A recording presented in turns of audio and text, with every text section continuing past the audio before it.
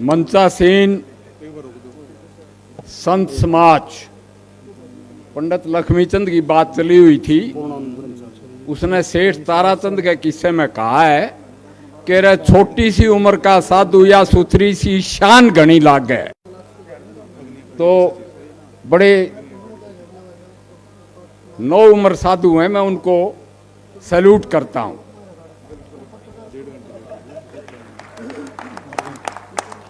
फिर मेरे सामने मेरे बुजुर्ग बैठे, मेरे सीनियर बैठे, मेरे भाई बैठे। ये पूरा भरा था खचाखच ऑडिटोरियम।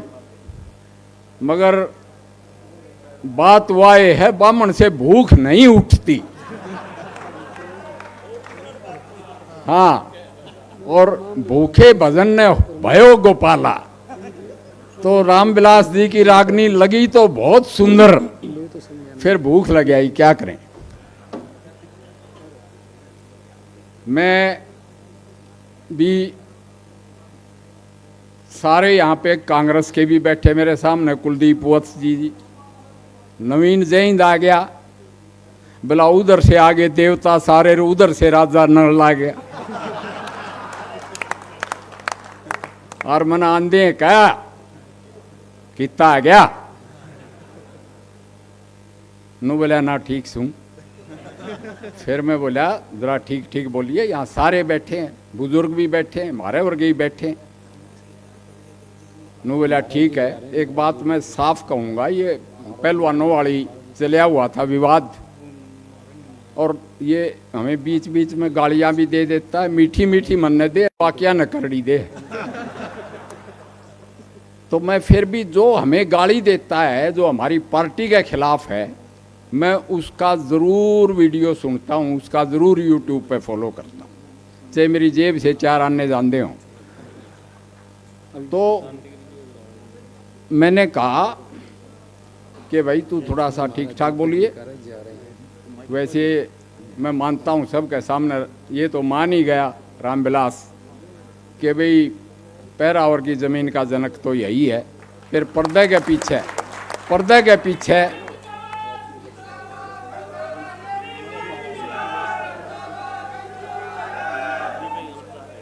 पीछे सबका रोल था, मैं ये ज़रूर मानूंगा। तो मैं बोला ज़रा ठीक ठाक बोलिए। नु बोला एक बात बताओ जनरल साहब, पैरा का हाथ ला के। नु बोला लक्ष्मी चंद पूछ पूछ के गाना लाग जे तो उसकी लक्ष्मी चंद को नहीं। फिर मैंने बोला कि जो तुमने बोलना है बोल दिए, मैं आप साम लूंगा। खागड़ झोटे से पूछ के बड़न लाग जाए तो खागड़ झोटे को नहीं को आंदे। तो भाई बहुत बढ़िया बोल गया और बहुत सही बोल गया। सही किस तरह से, एक दफ़ा इन पहलवाना के विवाद में इसको कुछ रंग पे कमेंट कर दिया पहलवानों ने। वैसे तो लड़कियां तेरे रंग पे ही कमेंट करें, वो भी मजाक होता है अपना योगेश्वर का।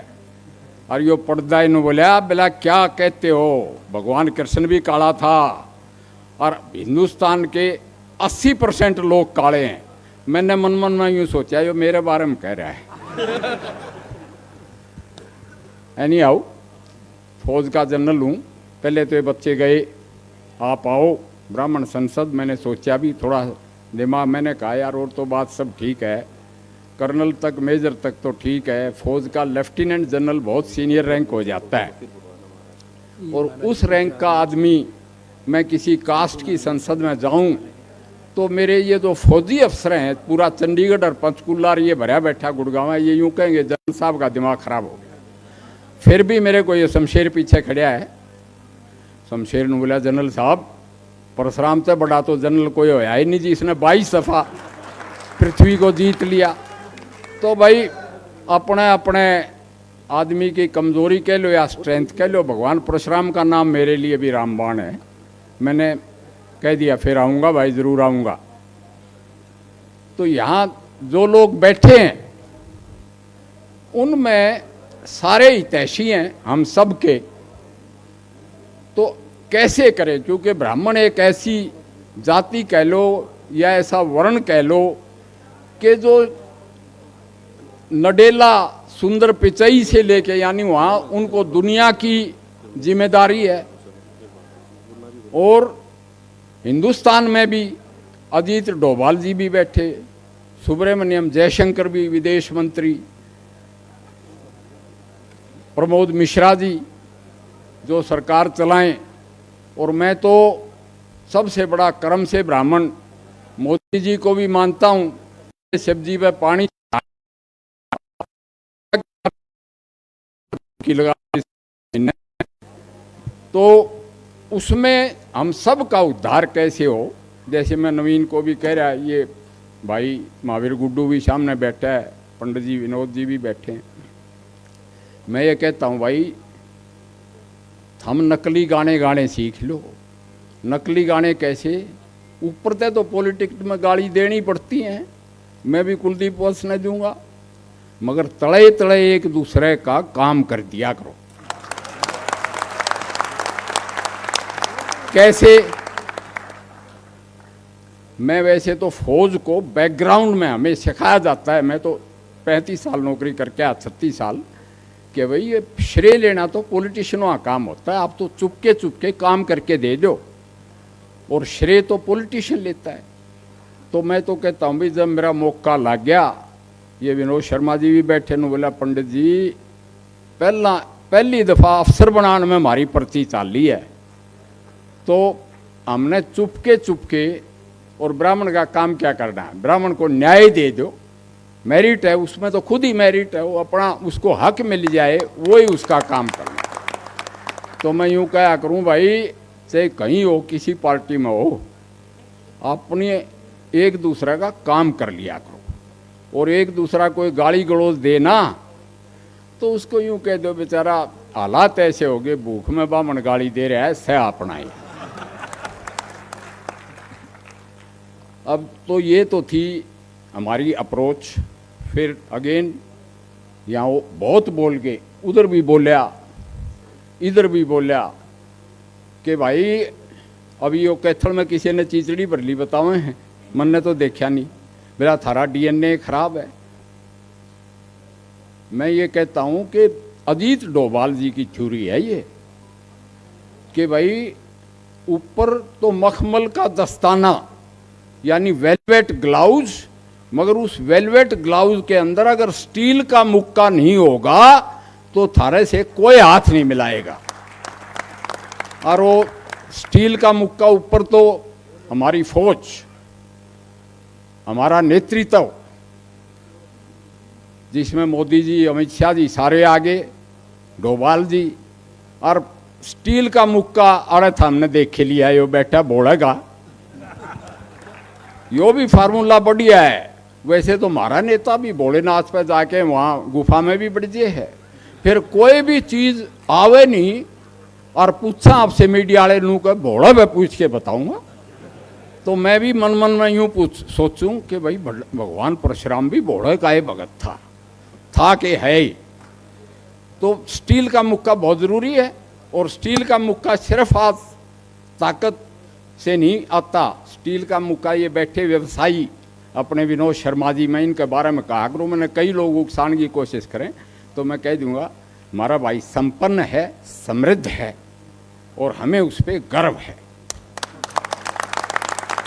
ये विद्वान बैठे, इनको सुनने का तो मुझे बहुत मज़ा आता है। मेरे को कह गया मेजर कैप्टन, मेरी प्रमोशन भी कर गया अपने रामविलास जी, मगर ये भी हमारा विद्वता का है।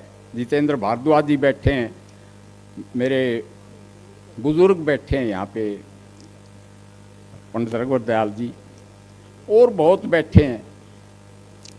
उसमें एक बात मैं युवाओं से कहना चाहूँगा, युवकों से, फौज का फौजी तो हूँ, साथ में डॉक्टर भी हूँ। नवीन तो कह भी गया या पता नहीं, हाँ अपने रामविलास जी कह गए कि आज के दिन स्टील के मुक्के कौन होते हैं? Physically fit, mentally alert and morally upright. उसको संस्कार भी कह रहा था वो योगेश्वर दत्त। मगर हाल क्या है भाई, मेंटली अलर्ट तो हम हो सारे, यहाँ पे बढ़िया ऑर्गेनाइजेशन कर दिया और सारे हरियाणा से बुला लिए, कंप्यूटर वाले भी हो, हम तो तुमने हैंड ओवर करना आए हैं। मैं तो 75वां साल चल रहा है मेरा।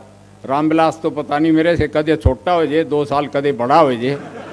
मैं तो जो मेरी माँ बतावे हो कहूँ भाई 75वां चल रहा है मेरा, और 75 मैंने कोई टिकट नहीं दिंदा बिना मजबूरी के।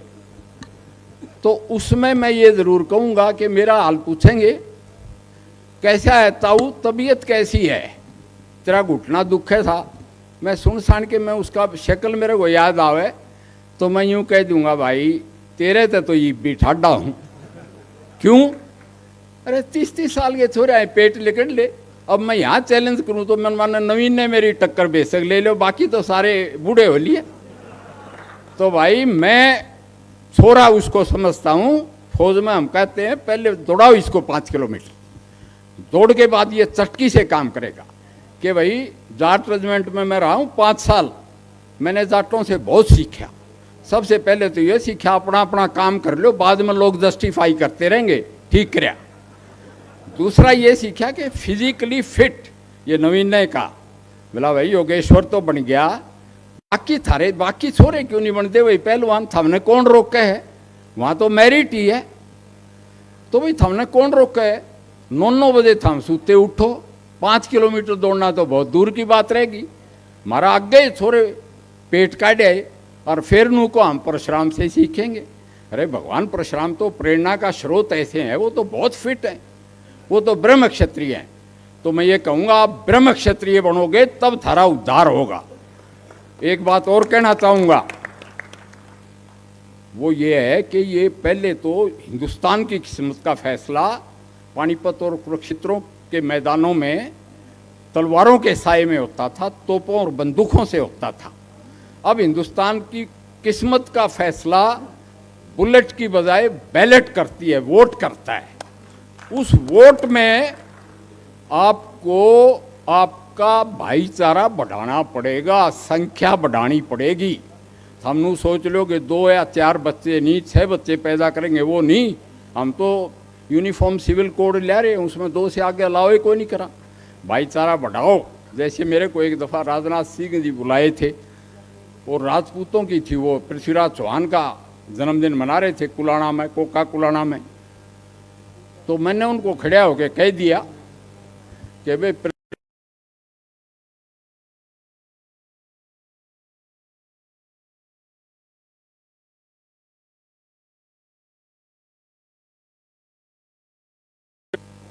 चौहान राज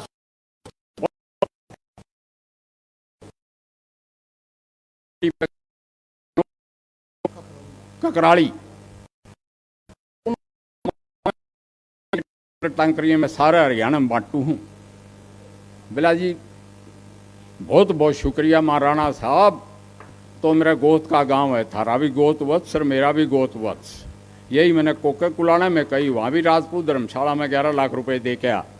एक बात मैं कहता हूँ, नू कह जहाँ हैं, मैं कहता हूँ ये फौजी बोलता तो कम है, करता ज़्यादा है।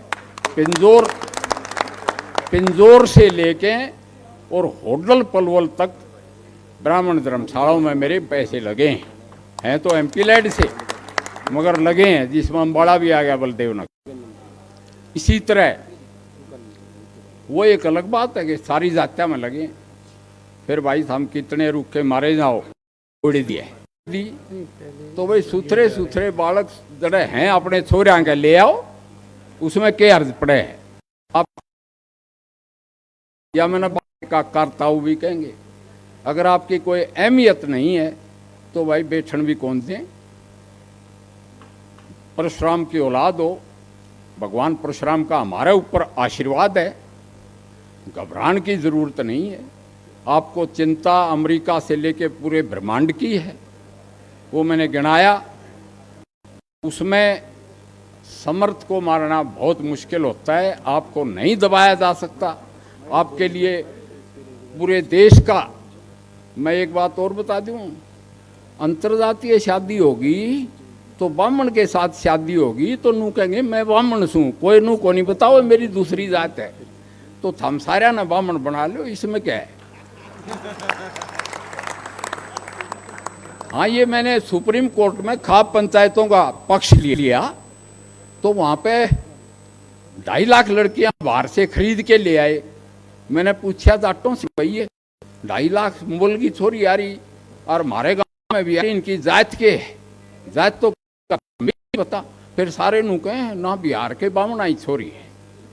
तो वो बात है कि आप मुत्तहद रहो, आपका इत्तेहाद यानी आपकी एकता, आपकी कैपेबिलिटी आपको आगे ले जाएगी। आप हमेशा सरमोर रहोगे। दुनिया ने बतरे नारे ला लिए, बहुत नारे लगाए, तिलक तराजू और तलवार मारो उनके जूते त्यार, मगर 2 दफा यूपी की मुख्यमंत्री तब बनी जब उसका सतीश मिश्रा ने मुगल कराया। आपके बगैर काम चल रहे कोई नहीं। और गणा ना कहते हुए, क्योंकि ये बहुत लंबा चल गया। हाँ,